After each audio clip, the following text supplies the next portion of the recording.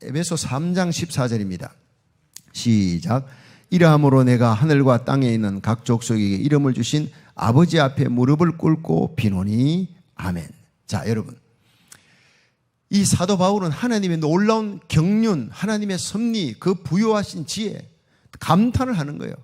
하나님은 유대인의 하나님만 아니라 유대인 가운데서도 예수님 만나고 성령으로 거듭난 자와 이방인들의 하나님, 유대인이 버렸던 예수를 이방인들이 받아들여 이방인의 때가 찰 때까지, 그리고 이방인의 때가 차면 유대인에게 다시 복음이 들어옵니다. 이렇게 해서 복음을 받아들인 유대인 이방인들이 원뉴맨, 한 세 사람이 된다. 이 놀라운 섭리와 경륜을 깨닫고 바울이 어쩔 줄 모르고 내가 이방인의 사도가 된 것이 이렇게 자랑스럽다는 거예요. 그러면서 우리는 함께 후사가 되고 함께 지체가 되고 함께 하나님의 약속에 참여한 자가 되었다. 이것을 하나님의 교회를 통해서 하나님의 비밀을 이루어 나가시는 하나님의 섭리와 경륜이 너무나 놀랍다. 이렇게 하면서 이 사도 바울은 이제 하나님 앞에 기도합니다. 너희를 위해 기도한다는데 이 사도 바울이 아버지라는 단어를 쓰는 거예요. 여러분, 당시에 예수님이 아버지라 그랬어요. 하나님을. 그랬다가 십자가 못 박혀 죽은 겁니다. 예수님을 하나님, 자기 아버지라 그랬다가.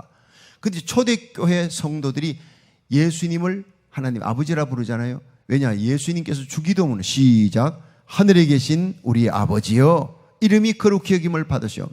제자들이 기도를 가르쳐달라니까 이렇게 기도하라 하면서 하늘에 계신 우리 아버지, 유대인들이요 충격을 받는 거예요. 하나님을 어떻게 아버지라 부르냐? 우리들은 하나님을 아버지라 부르는 게 너무나 쉽지만 당시에는 파격적이었다는 거예요. 이걸 바울이 16절에 15절에 얘기합니다. 15절 다시 시작. 이름을 주신 아버지 앞에 무릎을 꿇고 비노니. 자, 우리는요 하나님 아버지 앞에 예수 그리스도로 말미암아 성령으로 말미암아 하나님을 아버지라 부를 수 있는 은혜를 얻게 된 줄로 믿으시기 바랍니다. 그래서 예수님 마가복음 15장 38절에 운명하실 때 성소 휘장 위로부터 아래까지 찢어져서 둘이 돼서 이제는 제사가 끝났다는 거. 황소, 염소 피가 필요 없다. 예수의 피를 들고 십자가 예수님이 마지막에 다 이루었다 할 때 성소의 휘장이 갈라져서 이제는 아바 아버지라 부르면 누구든지 하나님 앞에 나가게 됐어요. 히브리서 10장 19절에 형제들아 우리가 예수의 피를 힘입어 성소에 들어갈 담력을 얻었다고요. 히브리서 4장 16절에 그러므로 우리가 긍휼하심을 받고 때를 따라 돕는 은혜를 얻기 위해 하나님의 은혜의 보좌 앞에 담대히 나갈지니라. 이제는 로마서 8장 15절에 다시는 무서워하는 종의 영을 받지 아니하고 양자의 영을 받아 하나님을 아버지라 아바 아버지라 부르짖느니라.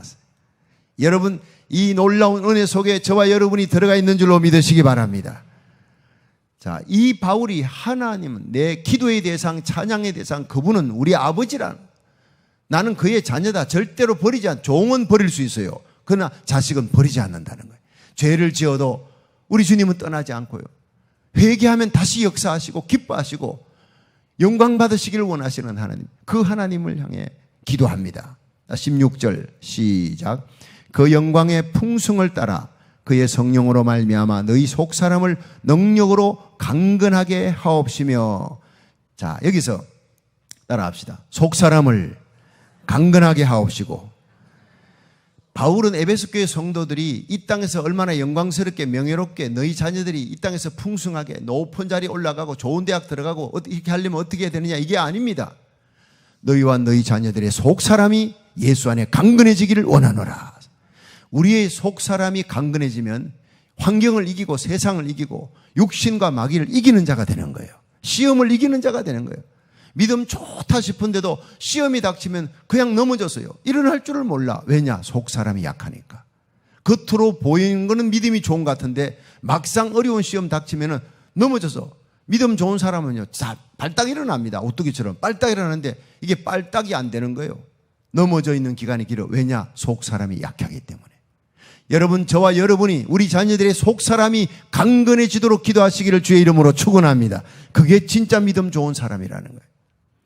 그래서 이 속사람을 강건해지려면 성령의 능력으로 너희 속사람이 강건해지며, 여러분, 우리 속사람은요 성령의 능력으로 거듭났습니다. 허물과 죄로 죽었던 우리들은, 아니 살아있는데 뭐가 죽었어요? 속사람이 죽었어요.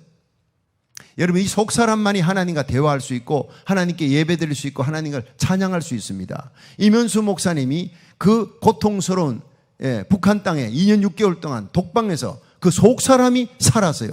찬송 3시간, 기도 3시간, 말씀 3시간, 하루 종일을 말씀을 봐도 그렇게 눈물과 함께 예배드리게 되더라는 거예요. 진짜 예배, 이게 바로 속 사람이 드리는 예배입니다. 이런 예배를 하나님이 받으시기를 원하는 줄 믿으시기 바랍니다.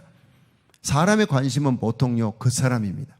어떻게 하면 높은 자리에 올라가고 칭찬받고 존경받고 잘 살까? 우리 자녀들이 어떻게 하면 이 땅에서 정말 사람들에게 칭찬받는, 존경받는 자리에 오르게 할까? 그게 우리들의 기도 가운데 많이 들어갑니다. 그런데 바울은 아니었다는 거예요. 영적인, 눈에 보이지 않는 이런 내적인 것, 그것이 바울의 관심이었어요. 우리 속 사람에 대한 관심이에요. 고린도후서 5장 7절에 그리스도 안에 있으면 새로운 피조물이라. 이전 것은 지나갔으니 보라 새 것이 되었도다. 그게 속 사람이에요. 고린도서 4장 16절에 그 사람은 후패하나 우리의 속 사람은 날로 새롭도다. 여러분, 예수님이 우리 속에 들어오시면, 나의 주인이 되면 우리 속 사람이 탄생하는 거예요. 이걸 거듭났다 그럽니다. 그런데 이 속 사람은요, 말씀과 기도로 성장하는 거예요. 그러니까 성령은 말씀과 기도로 우리 속 사람을 성장시키고 강하게 만드는 분인 줄로 믿으시기 바랍니다. 성령이 우리의 속 사람을 강건하게 하는데 방법은 말씀과 기도입니다. 그거밖에 없습니다. 말씀과 기도로 우리 믿음이 강건해지는 거예요. 그래서 하나님께서는 우리 속 사람이 날로 깨어지기를 원해요. 속 사람이 강해지고 속 사람이 풍성해지면 우리 그 사람을 이기게 되는, 환경을 이기게 되는데, 그 사람이 강해지고 그 사람이 점점 우리의 관심이 되면 우리 속 사람은 날로 시들어가는 거예요. 우리 많은 부분을 우리 그 사람, 보이는 사람, 이 외면에 대해서 막 치장하기 바쁩니다. 그런데 예수님 오실 때 맞이할 수 있고 주님 오실 때 칭찬받는 사람은 슬기로운 타자천녀처럼 등잔에 믿음, 소망, 사랑의 기름, 내면의 기름이 채워져 있고 찬양과 기도의 불꽃이 팍 타오르는 사람, 이런 사람이 주님을 맞이할 수 있습니다. 믿으시면 아멘 하십시오. 그런데 16절에 참 재미있는 것은요, 다시 읽어봅니다. 시작. 그 영광의 풍성을 따라 그의 성령으로 말미암아 너희 속 사람을 능력으로 강건하게 하옵시고. 그러니까 그 영광의 풍성을 따라 하나님의 영광의 빛이 우리 속에 들어오면 우리 속 사람이 강해진다는 거예요. 여러분, 태양빛을 받으면 나무가 자라듯이 이 예배 가운데 하나님의 영광의 빛이 여러분의 영혼을, 속 사람을 강건하게 만드는 역사 일어나기를 주의 이름으로 축원합니다. 그리고 17절을 보세요. 17절 시작. 믿음으로 말미암아 그리스도께서 너희 마음에 계시게 하옵시고 너희가 사랑 가운데서 뿌리가 박히고 터가 굳어져서 능히 모든 성도와 함께 지식에 넘치는 그리스도의 사랑을 알아. 자, 이게 말은 어렵지만 쉽습니다. 따라합시다. 믿음으로 말미암아. 우리가 속 사람이 강건하게 되도록 기도하는 성도가 되기를 축원합니다. 첫 번째. 두 번째는 우리가 믿음으로 말미암아 그리스도께서 너희 마음에 계시게 하옵시고 너희가 사랑 가운데 뿌리를 받고 믿음의 터를 굳게 하라. 이게요, 어려운 얘기가 아닙니다. 우리가 속 사람의 주인이 누구냐? 예수님입니다. 예수님을 내 인생의 주인으로 모시고 그 주님이 나를 완전히 지배하도록, 날마다 순간마다 주님이 나를 다스리도록 만들면 우리 속 사람은 행복해지고 강해지는 거예요. 그런데 그 주님을 일주일만에 한 번씩 주님을 예배드립니다. 주중에는 아직 예배드리지 않고 나여하고 살다가 주일날만 주여 하는 거예요. 어떻게 속 사람이 강건하겠습니까? 아니면 뭐 새벽기도 나오는 사람들 새벽에 나와서 예배드립니다. 하루의 삶 속에 얼마나 주님을 제쳐놓고 또 내가 뜁니까? 주일 새벽에 예배드릴 때만 내 인생의 주님이에요. 아닙니다. 주님은 나의 인생의 모든 순간의 주인이 되어야 될 줄로 믿으시기 바랍니다. 모든 순간에 내 생각과 가치관, 나의 모든 삶을 지배할 수 있도록 만들어라. 이것이 바로 사랑의 뿌리를 내리는 것이다. 예수님의 십자가 사랑을 날마다 생각하는 거예요. 날마다 순간마다 주님의 십자가 사랑에 사로잡힌 성도 되기를 축원합니다. 그리고 믿음을 굳게 하라는 거예요. 믿음의 터를 굳게 하라. 절벽을 등반하는 사람이 높은 절벽을 50m 절벽 올라갑니다. 근데 그 줄을 타고 올라가는데 깎아지른 그 7, 80도 절벽을 막 올라가는 5m, 더 올라가다 떨어지면요, 뭐 그건 발목 하나 부러지거나 뭐. 그런데 한 15m 올라가다 떨어지면 이건 완전 중상입니다. 병원에 바로 실려가야 됩니다. 근데 50m 올라갔다 떨어지면요, 그냥 적사하는 겁니다. 세월 지나갈수록 주님의 생명줄, 십자가 사랑의 줄, 믿음의 줄을 굳게 붙들 수 있기를 축원합니다. 주님 나라에 가까이 갈수록 사도 바울은요, 내가 선한 싸움 싸우고 달려갈 길 달리고 믿음 지켰대. 로마 감옥에서 곧 죽음이 다가오는데 나의 모든 삶은 선한 싸움 싸우고 달려갈 길 달리고 끝까지 믿음을 지켜서 끝까지 십자가의 사랑의 생명줄을 끝까지 붙들었다. 죽어도 이루신 재판장이 그날에 내게 상을 주실 것이다.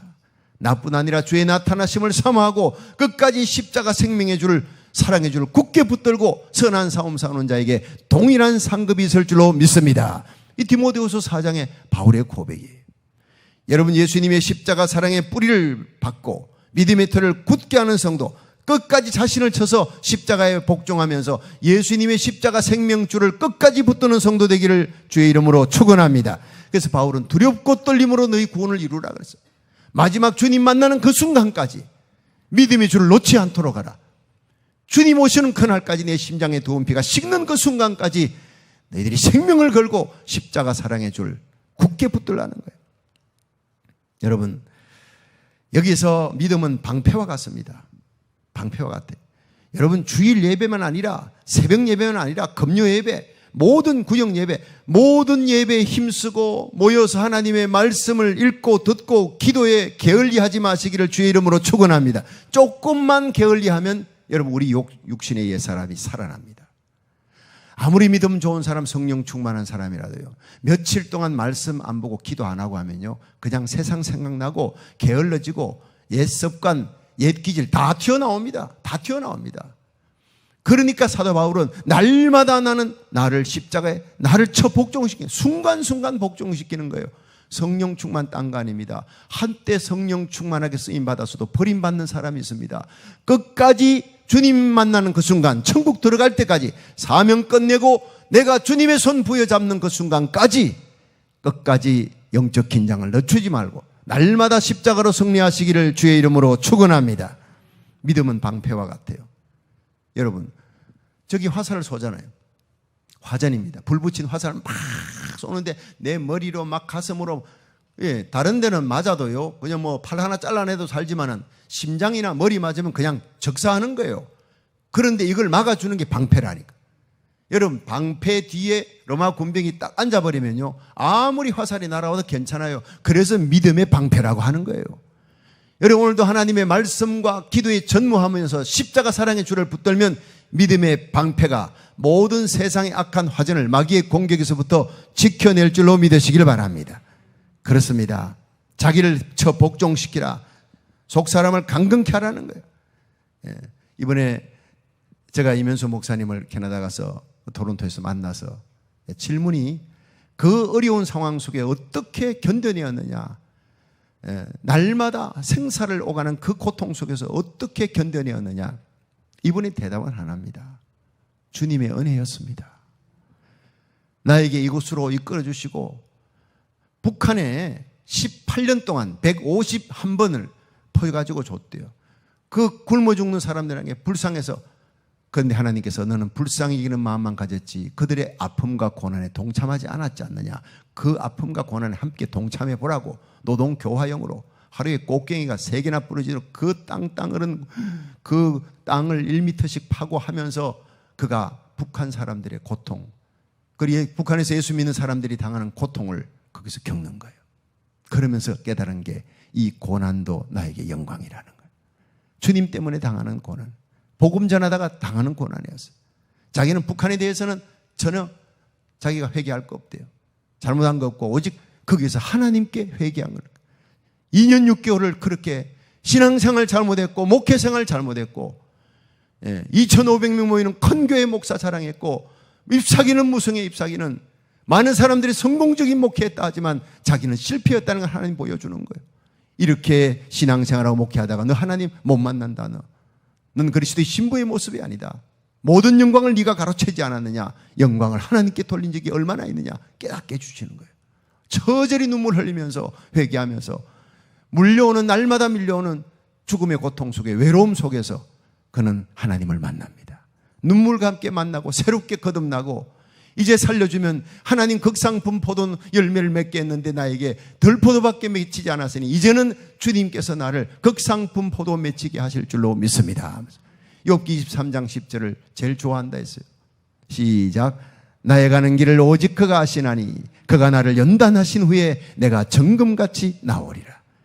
정말 2년 6개월 이게 한 달도 아니 2달도 아니에요. 그 긴 세월 이제 여기서 죽는구나라고 하는 생각이 날마다 음습할 때마다 하나님이 그 고통과 두려움이 하루를 넘지 못하게 해주시더라는 거예요. 하룻밤 자고 나면 새 힘을 얻고 그리고 하나님이 나의 소망이다. 믿음으로 다시 일어날 수 있도록 오뚜기처럼 발딱발딱 일어나서 노동 교화를 해도요. 그냥 신나게 나가서 하고 주님이 나와 함께 하신다. 그걸 늘 날마다 깨닫게 해주시는 거예요. 하나님과 동행하게 해주셨다는 거예요. 할렐루야. 감당치 못할 시험은 허락지 않고 시험 당할 때 피할 길에서 능히 감당케 하시는 찬송하는 것도 하나님 은혜고 말씀 사모하는 것도 은혜고 성경 뺏길까 봐 성경을 거의 암송을 모든 것들을 좋은 것들은 다 암송을 해야 해요. 그러니까 영성이 그렇게 깊고 맑을 수가 이 모든 것은 하나님이 내게 주신 축복의 시간이었습니다라고 고백하는 겁니다. 얼마나 고생했을까 얼마나 힘들었을까 했는데 이 모든 것은 순간순간 베푸시는 하나님의 은혜 나에게 낙심하지 않고 절망하지 않도록 믿음을 주시고 은혜 주신 분은 우리 하나님이셨습니다. 자, 여러분 참 멋있더라고요. 우리 하나님이 멋있더라고요. 제가 격려사를 하면서 그 모든 분들에게 이 간증을 듣고 제가 격려사를 했거든요. 이 격려사 기도하면서 만들었는데 정말 그분에게 꼭 필요한 격려사를 하나님이 다 주셨어요. 영어로 바이링거를 하면서요. 그러면서 하나님께 격려사 하면서 박수로 하나님께 영광을 돌렸어요. 정말 우리 하나님은 멋있는 분이십니다. 고난 가운데서도 주의 종을 훈련시키고 앞으로 우리 교회와 함께 캐나다 컨빅교회가 세계 대부흥의 선두주자로 선봉장으로 세워질 줄로 믿습니다. 연단한 교회만 하나님이 쓰시는 거예요. 연단한 주의 종만 쓰시는 거예요. 그래서 저는요 오면서 얼마나 감사한지 몰라요. 나에게 고난을 주신 하나님 감사합니다. 때로는 여러분들이 북한에 혹은 감옥에 안 들어가도 괜찮아요. 여러분이 주위에 많은 사람들이 있지만 대화할 대상이 없어. 내 마음은 하나님만 아십니다. 십자가 밑에 무릎 꿇으면 눈물이 철철 흘러내려 눈물이 강같이 흘러 그 시간이 바로 하나님과 독대하는 시간인 줄 믿으시기 바랍니다. 그 시간이 바로 축복의 시간이에요. 내 육신에 그 사람이 깨어지는 시간이에요. 육체의 그 사람의 고난과 아픔과 억울함과 그 애매의 고난을 당하되어요. 그게 깨어지면서 우리 속 사람이 하나님을 만나는 거예요. 그 고난도 하나님이 주셨다고요. 우리 속 사람을 살리게 하기 위해 깨어 기도하며 우리 주님을 만나고 우리 영성이 아름답게 빛나는 그리스도의 신부가 되게 하기 위해 우리 하나님께 영광의 박수를 한번 돌립니다. 이 모든 일을 행하시는 은혜 주시는 분은 우리 하나님이십니다. 예수님을 믿고 사명 감당할 수 있도록 우리의 영성을 깨끗하게 만드시는 분, 오직 주님께 영광을 돌리시는 우리 주님입니다. 영광은 오직 하나님이 받도록 그렇게 만들어 나가시는 우리 성령님이 얼마나 좋은지 몰라요. 자, 이제 18절 19절을 봅니다. 시작. 능히 모든 성도와 함께 지식에 넘치는 그리스도의 사랑을 알아 그 넓이와 깊이와 높이와 깊이가 어떠함을 깨달아 하나님의 모든 충만하신 것으로 너희에게 충만하게 하시기를 구하노라. 아멘. 자, 여기에 우리 하나님의 사랑, 그 부유하신 사랑이 어떤 사랑인지 너희들 아느냐? 그 사랑의 넓이, 포용성, 그것은 장녀, 세리, 죄인들, 온갖 귀신 들린 자, 문둥병자, 그들 주님이 다 품었어. 사랑의 넓이, 사랑의 길이 영원하다는 것. 예수님의 사랑은 골고다의 십자가에 달려 죽을 만큼 우리를 사랑하셨어. 그 사랑의 길이가요 얼마나 깁니까? 죽기까지 청량 못할 사랑. 그 사랑의 시작은 바로 하나님의 긍휼히 여김에서 시작되는 거예요. 그 다음에 이 사랑의 높이, 지고성이라 합니다. 얼마나 높으냐? 여러분, 예수님 원래 하나님 우편에 계신 분이에요. 가장 높은 분이 이 땅에 오셔서 가장 낮은 곳에 십자가에 발가벗겨 오시고 못 박히고 채찍 맞아 죽었습니다. 그런데 3일 만에 죽음에서 살아나사 하나님 우편으로 가셨습니다. 그분이 우리의 사랑입니다. 그분은 가장 높은 하늘과 땅의 모든 권세를 지신 분이십니다. 모든 무릎이 그 앞에 무릎 꿇습니다. 그리고 사랑의 깊이입니다. 시몬성이라 상상 못할 깊이에요. 예, 상상 못할 깊이. 그 할렐루야 아멘 집사님이라고 어느 교회에 있었는데, 이 집사님은요, 목사님이 설교 한참 막 클라이막스에 올라가면 밑에서 막 할렐루야, 목사님 깜짝 놀라가 줄을 털려, 원고에 줄을 잃어버릴 정도로. 그런데 어느 날 이 목사님이 그 교회 시장이 오셔서 예배 드린다. 목사님이 아이고, 시장이 주위에 있는 사람들하고 모시고 이렇게 오는데, 이 또 할렐루야 집사님이 고함 지르면 자기도 깜짝 놀래가지고 줄 털리고 하면 망신이니까 그 집사님한테, 집사님 오늘은 그 일부 예배 참석하고, 그 다음에 집사님이 저게 그 강사 가운데 여기 저기 시장에 오고 하니까 그분들을 위해서 밑에 아래층에 가서 집사님 좀 기도하고 있으면서 이거 지도를 좀 보세요. 세계 지도 가운데 가장 깊은 바다가 어느 바다인지 예배 끝나고 난 다음에 나에게 알려주세요. 숙제를 줬어요. 그래 목사님이 설교를 이제 잘 마쳤습니다. 할렐루야 아멘 집사가 없으니까 뭐 줄도 털릴 일도 없고 갑자기 고함 지르는 것도 없으니까 예배 딱 마치고 내려갔어요. 내려가서 찾았습니까? 이분이요 너무너무 은혜를 받았대요. 목사님 이 지도를 보고 뭔 은혜를 그렇게 받았느냐 했더니 필리핀 근해에 세계에서 가장 깊은 수만 피트 말로 청정 못할 그 깊은 바다가 있다, 깊이가. 그러면서 하나님께서 시편에 내 죄를 깊은 바다에 빠뜨려서 다시는 기억지 아니하시며, 이게 성경이 떠오르더라는 거예요. 그날 목사님이 그 집사님 한마디에 은혜를 제일 크게 받았대요. 하나님이 우리의 모든 죄를 회개하면 깊은 바다에 빠뜨려서 다시는 기억지 아니하는 줄로 믿으시기 바랍니다. 하나님이 내 죄를 회개하면요, 조건은 회개하면 등 뒤에 던져서 하나님 다시 보지 않는다. 하나님은 우리의 선행을 보기 원하고 우리의 죄를 보지 않기 원합니다. 그런데 하나님 앞에 죄가 보이는 것은 회개치 않았기 때문에 진심으로 회개하면 우리 영혼이 깨끗해지고 하나님 앞에 존귀한 백성으로 서게 될 줄로 믿으시기 바랍니다. 하나님의 사랑의 넓이, 길이, 높이, 깊이가 너무나 깊다면, 베드로가 주님 나에게 죄 지은 자 몇 번 용서할 7번 용서하면 됩니까? 아니라 77번까지 끝없이 용서하라는 거예요. 이사야 1장 18절에 오라 우리가 서로 변론하자. 너희 죄가 주홍같이 붉어도 흰 눈같이 되며 묵과 같이 검을지라도 눈과 같이 되리라. 양털같이 되리라.